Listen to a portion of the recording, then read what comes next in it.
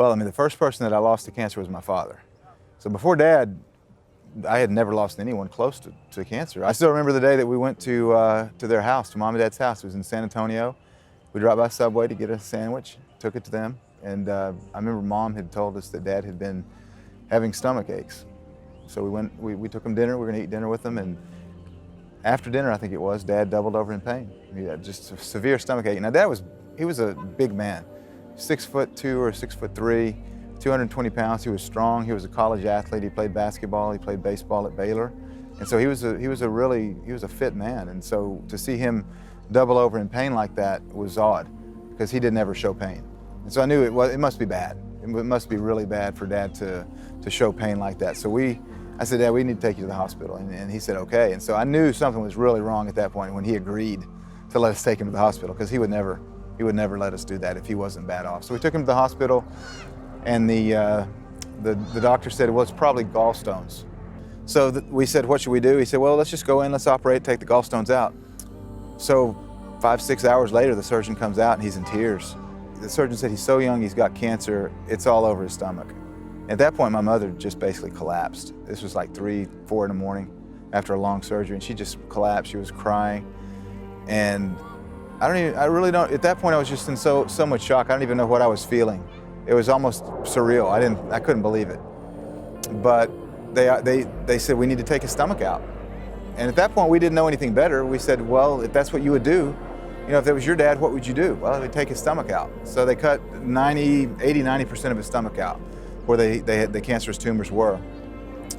And over the course of the next 3 weeks, basically 25 days, he bled to death. He had 19 blood transfusions over the course of the next 25 days. And after 25 days, they said, there's nothing we can do.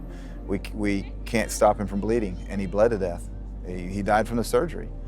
And during that time, I began to look into natural cancer treatments a little. Now, this was 1996, so the internet was just beginning to get going. There wasn't much information out on the internet. So I went to the library, I went to bookstores to find books on health, because I wanted to find out what should we do. And Dad was adamantly opposed to chemotherapy already, but at that point he didn't have anything to do with the surgery. He was under, and the surgeon said cut it out, so we cut it out. But I remember reading about natural treatments at that time, some of the clinics in Mexico, and we wanted to get Dad to one of those clinics, but unfortunately he never recovered enough to make it. And he died from the surgery. Now, the surgeons, the surgeons, the oncologists, they don't know how to treat cancer today, and he didn't know. And so I don't blame him for Dad dying from the surgery that he performed. He was doing the best he knew how to do, but it wasn't good enough, and Dad died. And after Dad died, within the next year, I lost my granddad and my uncle, all on Dad's side. So, I thought I had it rough. My grandmother lost her 2 sons and her husband in the course of 368 days. And so I didn't understand at that point how a modern medical system that was so advanced in so many areas couldn't save my father, how he could die after just 3 weeks. That's the thing that I think that is the disconnect with these treatments, is those in the medical field and those in the pharmaceutical field that are pushing these drug-intensive treatments, the pill for every ill, the surgery, the radiation, the chemotherapy, which causes cancer, the radiation, which causes cancer. They're not, until it hits their family, there's a disconnect. They don't see the pain that's being caused in the families of people that are losing these loved ones to cancer every day. I think it is, last year, 560-something thousand people in the United States died of cancer. That's the equivalent of 3 to 4, we've been seeing jets fly over for the last hour. That's the equivalent of 3 to 4 jumbo jets full of people crashing and burning and exploding every day, and all the people dying. That's the equivalent of that every day in the United States that die of cancer. So this is an epidemic. People are suffering, and it's not just the people that are dying of cancer that are suffering, the families are suffering. And my family suffered now. Dad died, he went straight to heaven. So his suffering's over now. But the people that are left is who's suffering. The families that are left are who's suffering. My kids,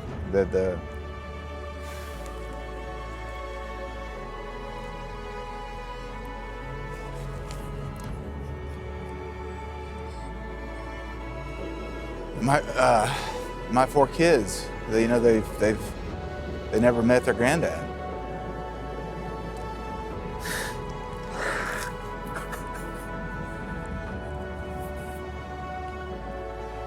I think the typical response is to kind of feel sorry for yourself, which, I've definitely done that. And, to think of what could have been, or, to think that you maybe got cheated, which I know that, we haven't been cheated. We've, God does all things for a reason, and, He took Mom and Dad for a reason. It's because of this, it's what we're doing now.